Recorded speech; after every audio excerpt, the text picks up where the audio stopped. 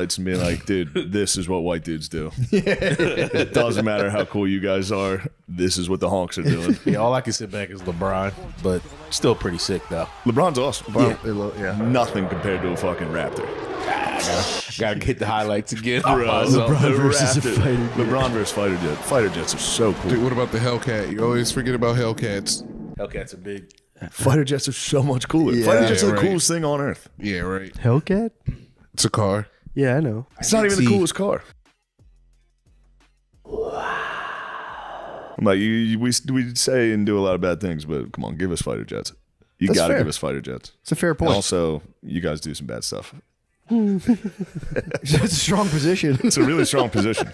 It does suck when you get to fighter jets. Fighter jets is like, I start feeling bad about it. I'm like, all right, well, I'm rubbing it in now. Obviously, there's black pilots. That's playing with John Jones at UFC. You're cheating. No matter what you say, it's just like, well, dude, B-2 bomber. What were any good counterpoints? Not to fighter jets. True. It's tough. You can't. It is crazy though, because then you can hit just white autism and be like, fighter jets are sick, and you're like, oh fuck, man, damn it. Because you can't be like, fuck fighter jets. Give a fuck. I don't give a fuck. If they were me, I go, things. I don't give a fuck about no damn fighter jet. And then you're going, fuck, all right, that's a strong point as well. No way. Yeah. I can't accept. No one on earth is like, fuck fighter jets. That's true. Other than, well, there's a bunch of people probably. True. That are sick and tired of these damn motherfucking fighter jets. See you fly over at a stadium, you go, Yeah, holy shit. the weird. If somebody on the spot asks me simple math or how to spell any word, my brain shuts down. Simple maths. Straight to fighter jet highlights. I was so hyped. I watched a guy do a warthog impression. Yo, wait till you see this. What's the warthog My impression? topic's fighter jets. We need your topic, Sean. Yeah, my topic was my last name. Good topic. I like that. You're not going to believe how good this guy is. Who's that guy? It just sounds like my butt, My dude. A10 warthog impression.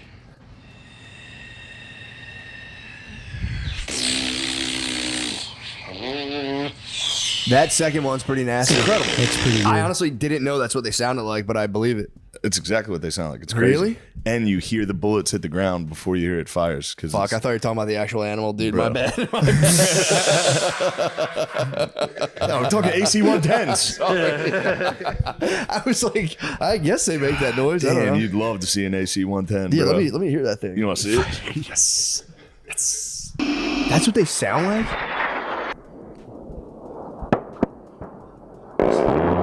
Can we get the noise of an actual warthog, bro? Yo, what the fuck? Dang, that's actually a good impression. Do they call them warthogs crazy. because of the noise? Because that's probably how warthogs sound in real life, too. Just saying. It's a good guess. Just saying. I thought it was because of its brutish design. Yeah, warthogs were like a major problem in history. Like in ancient history, people would get fucked up by warthogs. They would like fatally wound people. That would have been so embarrassing to die to a pig. Yeah. He got attacked. My brother got attacked by a pig and Yeah, a died. fucking giant pig came out of the woods and stabbed my brother. It was- And they're hard to corral because they're kind of low. They got a low center of yeah, gravity. fast as shit. And Yeah. they're strong. You're describing why it's called the warthog. True. Low to the ground, strong. Come on, man. Shit, there we go. Flies low, dude. Fires. I think it's like 3,600 rounds per minute. What? Do you know how fucking disgusting that is? Do the math on it. Divide that by 60 per second. How many rounds is that? And I think the bullets are the size of these fucking shoes. For those of you watching, this is one right here. So it actually is probably a little bigger than a Coke can and Coke bottle, I guess. And what do you say? It weighs about 3 pounds? About 3 pounds. What? Yeah, it's fucked up. 65 rounds a second. 3,900 rounds a minute. Woo. It's awesome. You could kill so many people with that. It does.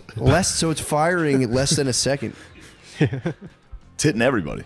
Damn, you can kill so many people at war and then in the end be like, told you I was right. Yeah. Yeah, go. Yeah, Told our you white argument. You people were remember the argument we had?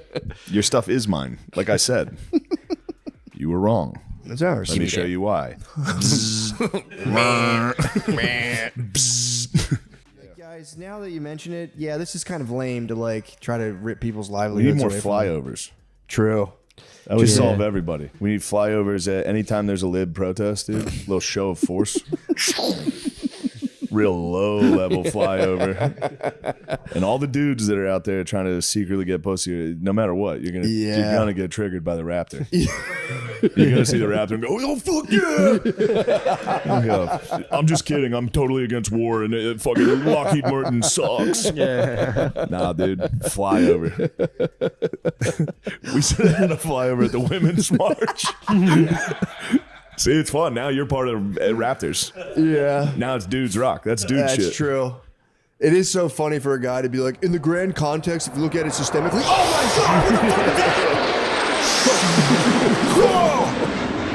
God! That's a great topic, actually. Yeah. You know what I mean? Who can get mad? Who can be for real being like, guys, actually, I hate those things. It's like, dude, let one fly over your head. You're gonna Flyovers. let the games begin. Yeah. Notre Dame had a nice flyover this weekend. Did they? Some helicopters. Whoa. Real low to the stadium. It was fucking sick. Seriously? Yeah. There's a nice aerial shot. The band was making a crucifix on the field. Sick. And some flyover with war machines. Yo, Yeah, God that's nice. damn, dude. I feel like King Baldwin right now. Assemble the army. King Baldwin was this one, right? Yeah. Yeah. Edward Norton. I got pumped on that documentary. It was clips of that documentary I sent you about John Martyn. It was cracking up. Oh, that guy ruled. Dude, he's like an English singer-songwriter from like I think the 70s and 80s. And I think he went all the way to the 2000s and died, I think, a complete party monster his whole life. And like anything they'd ask him about, he'd be like, I don't give a flying fuck about that. You're about to lose your foot. He goes, I don't give a fuck about my foot. Does Jamaican accent for a while. Yeah, he smoked some weed. Smoking weed. He goes, you must put the herb to the foot, man. Fix the foot. And let the vapor of the herb come to my body. You see? And then me transfer it to my toe. And me exhale and all the goodness, see? All the bad humor, them come up the right leg. Them run down to the left and banish from my toe. He's just like kind of nuts. But like the story is he was just a musician kind of bopping around and he met a lady who he started like dating. He sort of looked at me and apparently he said, oh, I saw big eyes, big tits and a big ooter, and I thought I'd love to fuck that, you know, basically. Yes. And then she was like, yo, she was a more successful musician. She was like, you can be the guitarist in like my thing. It's like, for sure, took over the whole album. He wasn't content to just be a guitar player playing with me. I started to write some songs and present them to Joe and say, I've got this song. You know, and suddenly it wasn't my album anymore. It was John and Beverly Martyn. He wrote every song, put his name on everything, performed them himself. I suppose I could be accused of commandeering, but it wasn't like that, really. It was very much a joint affair. You know? I like to see it that way. Party animal. Knocked her up. Yeah. And then he just ended her career because she had to take care of their child. And then he just left for 2 decades, went on the road. Dude's the man. True road dog. True. You couldn't hold this guy down. And him and his bro, they would just get hammered and just go do shows for years until It's the dream. it all fell apart. Yeah, Of course it falls apart, dude, but that's the dream. I think when he was sober, he was wanting to get drunk, basically. He was Jekyll and Hyde. He could turn on a sixpence, you know. He would just turn, you know. You went on a run. He went on a vicious run, and then it was funny too because it's really sad, but they interviewed one of his bandmates, and they were like, yeah, the domestic disputes were pretty gnarly, man. And he I guess he was saying they probably got physical. I don't want to put smut on the guy's name, but he was like, it was really ugly. But then they cut to him just recording like ambient soundscapes. Fucking awful, actually. I mean, things I heard. At the same time, however, he recorded Small Hours.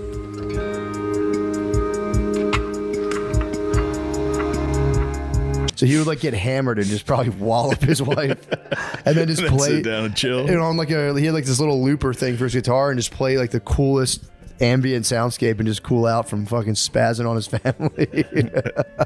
Dude was a man. Yeah, I mean, I can relate to fucking hitting the flute in the office. Dude, fighting and then driving mad to the office and hitting the flute is...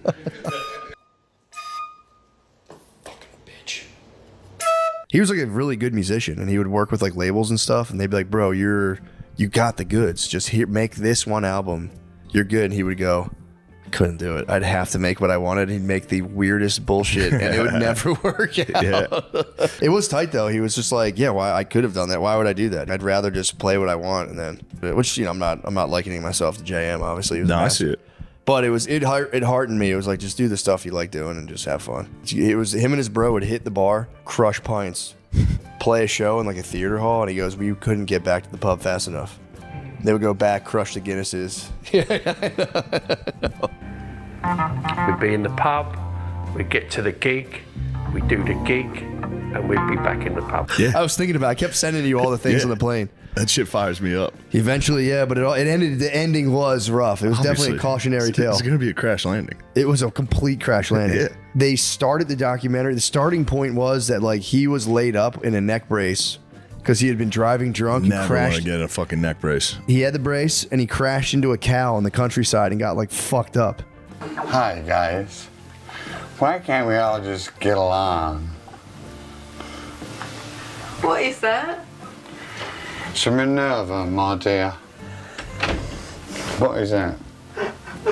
That's your Guinness. That's what I thought. Yeah. Anyway, I was supposed to walk around. He drunkenly sick, dude. It's a hell of a run, dude. It's a hell of a run. I know. And then he just drunk hit a cow in a neck brace. The neck brace is from hitting the cow. He got fucked. No, I know. I'm saying, and that's how. That's a legend. And then there's like pancreas. One of them, something exploded his spleen. Yeah. Couldn't drink, and then all he would do is drink whiskey and eat pickled eggs.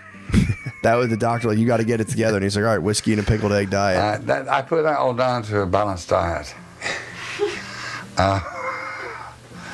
It was a balance of pickled eggs, whiskey, and beer.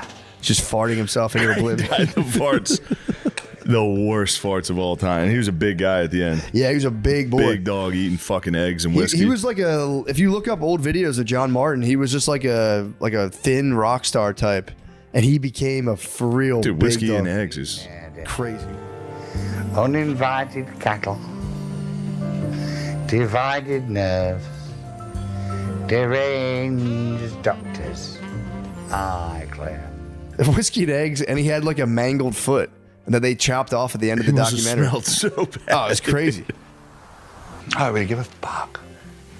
You want the truth of that? I really don't, you know. Well, you don't care about the album? I don't care about anything, really. All I would care about is getting better. And he like was off the road for a while, and it ends with him just doing a show in a pub. He was he had like a cult following. Exactly where he wanted to be. Awesome, dude. It's for real. He just goes At the back pub. to a small Irish pub and just fucking rips a show for like 40 I'm people. telling you, dude, that's heaven. Can't That's get up. heaven. It really was. That's heaven. Sitting down, he can't stand up anymore. I'm sure everything hurt, but no, dude, he couldn't get there. And then the Going funniest, out on a pub, the funniest dude. part was he didn't think of any of the legit. So he just showed up and like no one had any idea where to plug anything in. He just was like, "Oh fuck, I didn't plan this out at all." if I end up back at Kelly's, great run. Huge, bro. Yeah. Sit down at the stool, Sit there and go. missing foot. You guys want to hear a Trump impression? Give me another Guinness, I'll do a Trump impression. He was, I think Eric Clapton covered one of his songs. Then he hung with like the big dogs, and also, dude, who was he? Phil Collins. He used to stay at my house, and we'd stay up all night drinking and playing and recording. And we got very close. Him and Phil Collins got divorced at the same time. Oh, nice. And just lived in a house together and both worked on separate albums, and they would be in like recording. And there was a phone on the floor, and basically we took it in turns to sort of call our relative, partners. And there'd be all kinds of shouting matches going on, and he'd put the phone down, and then I'd go on and try and get through to my ex. And Phil Collins was like, it was honestly like one of the saddest periods of my life, hanging out with that guy. But he goes, I got a great album out of it, and the guy was a fucking man. Bro, Yes. look at that. That is absolute heaven, bro. That's Kelly's pub. Wheelchair at the pub. That's Kelly's pub, dude. He's the best. He's for real the best. There he was, just slowly He must filling have been himself. eating a ton of those eggs. Oh, bro, he got so big. All of his live performances, he's like, you can hear how coked out he is the entire time. He's like, hello and all that, whatever. Okay, now, I've been wearing this shirt for 7 days in a row. You want to sit down and win from me? Come on now, let's do it. Dude, Him and his bro did an album for a promo for an album where they were like supposed to be like boxers in a ring. Just that was like the picture. And then out of nowhere, like while they're taking pictures, he just slugged his boy. Yeah, obviously. Yeah, he was absolutely the fucking Mayone. Yeah, come on, just put your. He's trying to show him a classic boxing pose, which to him is this, you know. So he hits me again. I said, if you hit me again, I'm going to whack you. So of course, bang, and then it's all off, right? Yeah, English guys get after it, dude. Yeah. English guys don't fuck around. Apparently, the pints in America, I've learned, they're a lost art. Getting that foam top on the beer is like a whole different thing. Their beer's more carbonated, apparently. So they overfill the beer on purpose to get that fucking. All this talk's making me want to split the G a little.